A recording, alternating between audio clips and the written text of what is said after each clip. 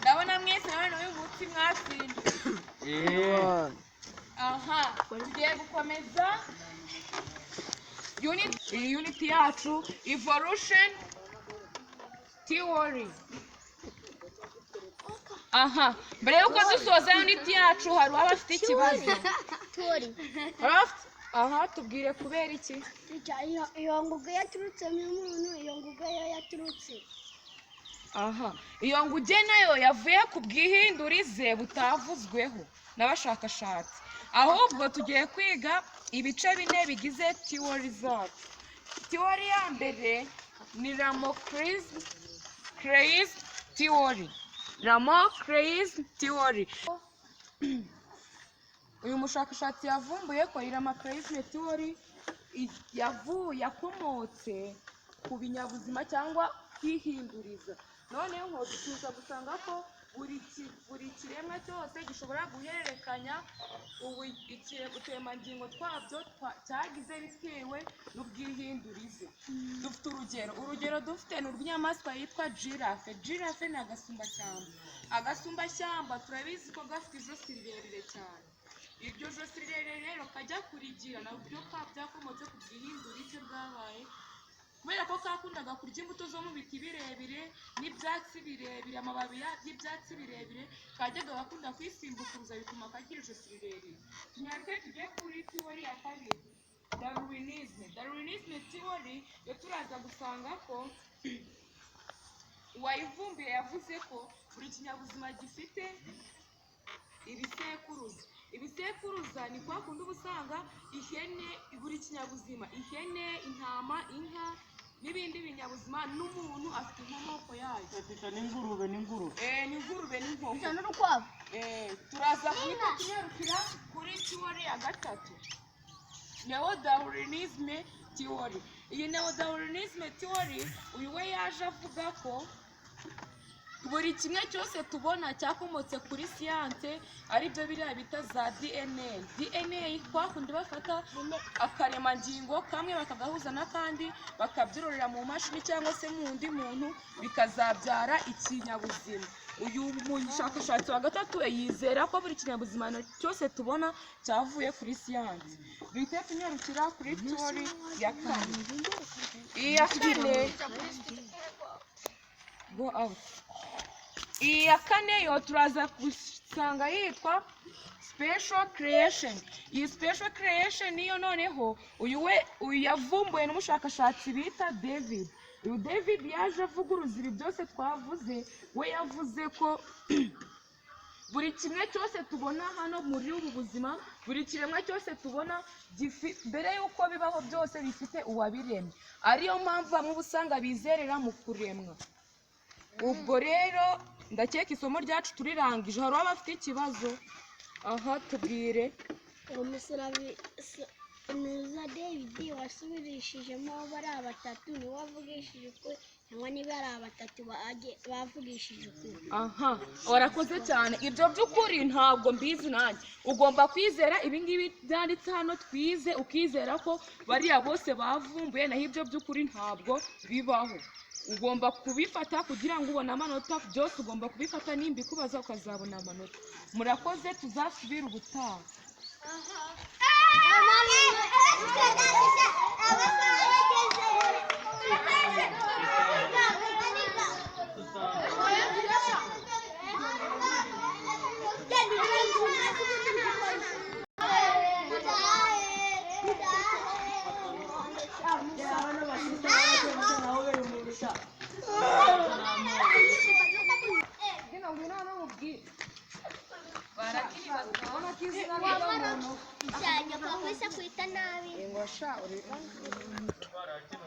Isukanga kwita nabi. Sha nawe wabibonye se. Noneho ukuntu bisekeze iyo kubera icyo agiye kubaza ikibazo ntabwo ajya yibagirwa kuvuga kubera iki. Sha none se mwana ririya somo tica yareri kwigisha waryumvise? Naryumvise ujuze mu rugo ngo usobanure. Ngaho dutahe nyine. Cyane ari niconje. Kanze ndebe ikayi yanjye dutahe. Reka ndebe yanjye. Ariko hari ikayi yindi basize mu ishuri. Reba ikayi ni yanjye. Yizere dutahe. Ngwino.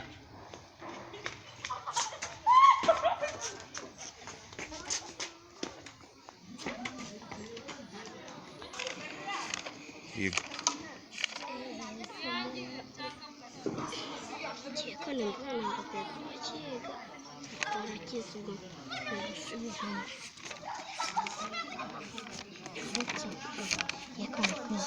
Rimwe kabiri gatatu. Ngiye kwiga uburyo nzagira neza nkasubira ku mwanya wa mbere.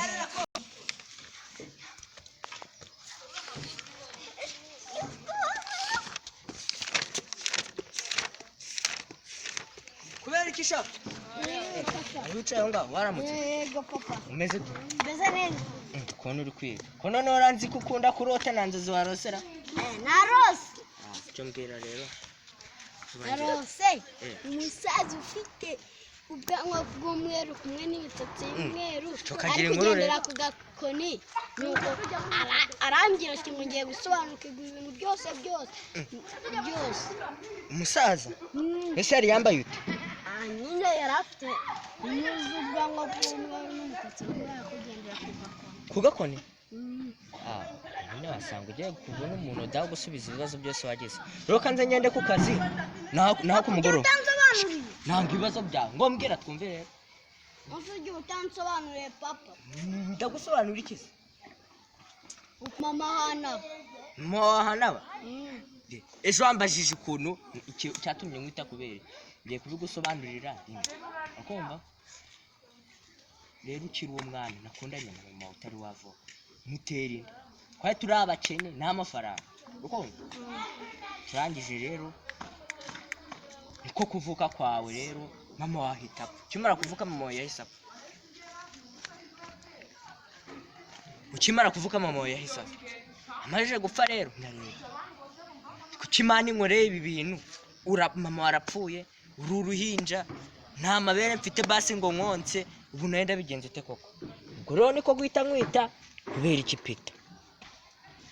Ariko rero kuvuka kwawe numvaga ntanabishaka rero buriya wanavutse buriya nadashaka ko navuka. Gusa rero kangenesha umutwe udatuma nacumura. Utansobanuriye papa. Cara aho ngaho uri gusoma kandi wibuke no kunywa amata. Urukumva? Ikindi rero ngomba kugenda gushaka amafaranga azadutunga nge nawe. Naho mu gihe unose uri kubona twabaho turi abakene kandi wibeshe uvaho. Ngo okay wawe. Ngwino.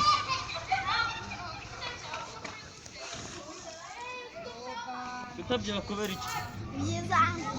Ni byiza? None se papa wari? Samba agiye. Yaragiye. Wamenya aho agiye se? Agiye gushaka amafaranga azadutunga. Noneho umubwire ko namushatse sibyo? Umubwire ko namushatse. Karame. Bino hano. Ubwo muhungu wanjye nakwitaba. Uko wita ko bambaye ko papa nyita. Hamwe rero buriya ntago abantu bose duteye kimwe. Hari igihe aba afite gahunda nyinshi. Sibyo? Ntago duteye kimwe rwose. Hari ikindi se wari ugiye kumbaza? Ngaho mbaza twumve. Isi yaremye n'abantu baremye. Rero wa mwana we isi yararemwe ijya kuremwa ariko reka mbanze nitabe telefone ariko sibyo?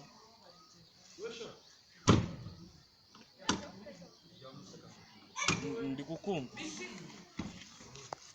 aka kanya se none nkupira nzi nkupira